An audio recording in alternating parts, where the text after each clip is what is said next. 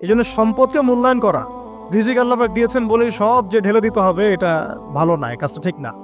আল্লাহ পাক আজকে আপনাকে হয়তো 1 কোটি টাকা দিয়েছেন, কালকে আল্লাহ না করুক 1000 টাকার জন্য মানুষের কাছে হাত পাততে বাধ্য করতে পারেন আল্লাহ পাক। এমনও কিন্তু দিন আসতে পারে, দিন সবার সবসময় সমান থাকে।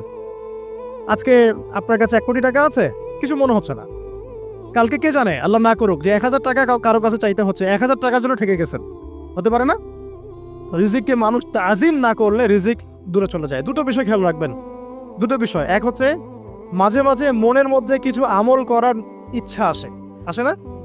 মনে হলো যে আচ্ছা একটু 10টা আয়াত পড়ি, মনে আসে না মাঝে মাঝে? এমন মনে হয় না? ওই সময় এই এই যে মনের মধ্যে যে এই ইরাদাটা জাগ্রত হওয়া, এটাকে আমরা বলি ওয়ারিদ। অন্য ভাষায় আপনি বলতে পারেন মেহমান। কি বলতে পারেন? এটা আল্লাহর পক্ষ থেকে আপনার কলবের মধ্যে মেহমান হিসেবে এসেছে। এখন আপনি যদি আমলটা করেন, সেই মেহমান